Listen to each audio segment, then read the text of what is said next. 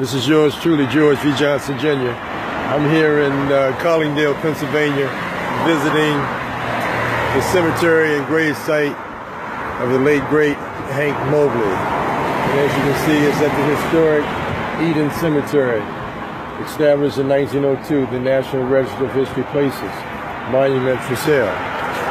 So as we walk down here, we go to the entrance of the cemetery. Now, what's so fascinating at this entrance is you see it's a memorial right here. There's a memorial right there with an American flag flying on it.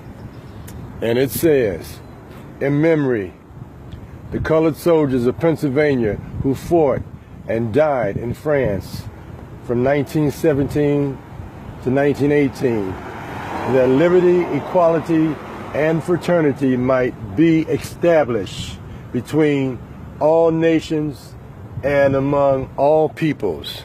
That's at the entrance. And as we walk down here, we enter the cemetery. It wasn't hard to find it. I came a little early. As you walk in the cemetery, as you can see, it's a nice, well-kept cemetery. And that's my car over there. And Hank's grave is I can cut through. We're gonna walk around. Hank Mobley gravesite is actually right around here. Well, my shoes are already messed up, so it don't really matter. We'll take a little shortcut. So as you can see, it's a well-kept cemetery. And the people on the inside were very nice. The receptionist, she went into the safe and found Hank Mobley's the number of his gravesite and location. And this young man, he brought me out here. And it's right over here. Right here. This is the gravesite of the late, great Hank Mobley, right there.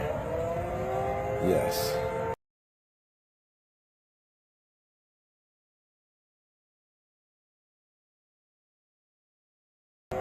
Yes. Yes, Hank Mobley. One of the greatest saxophonists ever. And I'm here just visiting the site. I'm feel blessed to have written lyrics to many of his compositions. And so actually I was coming from New York City, visiting, hanging out with Lou Donaldson for his 90th birthday celebration. That was the other night before last.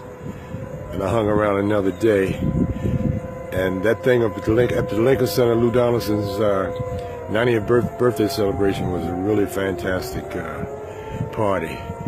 And Lou Donaldson played his ass off. We have to celebrate our elders while they're here on earth. And the day before I went to see Lou Donaldson, I was hanging with Jimmy Heath for his 90th birthday celebration at the Kennedy Center. Now, Lou Donaldson was at the Dizzy Coca-Cola Club at the Lincoln Center, but the night before I was at the Kennedy Center with the great Jimmy Heath. So I had already planned, I didn't know exactly what day I was going to come, but I had already planned to come visit Hank Mobley's gravesite. So I found it.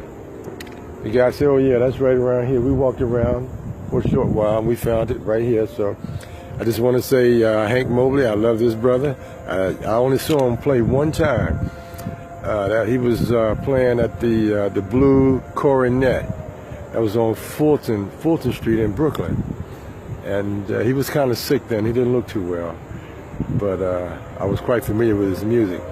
So since restudying and re-listening to a lot of his sounds, I started to write lyrics to his music around 2000. The first one was 2000. I wrote lyrics to This I Dig of You. And then once I went to get permission to copyright, I had to contact his estate, which was ran by Second Floor Publishing, Don Sickler. and Don gave me permission and told me I could have full range of Hank's music, and I just started compiling, and I had about, I probably had about 100 songs. I just started knocking them off one by one. So This I Dig It, You East of the Village, No Room for Squares, Upper Step, so many of them, Soul Station, Split Feelings, Dig This, Hank's Symphony, Hank's Symphony, Hank's Walls, so many of them. So I love this brother Baptist beat. I just feel like, especially on the Baptist beat, he reminds me of this Baptist preacher. And this cat, it's like he's talking to me. He's like he's talking to me. So the lyrics are pretty easy to write, Hank Mobley.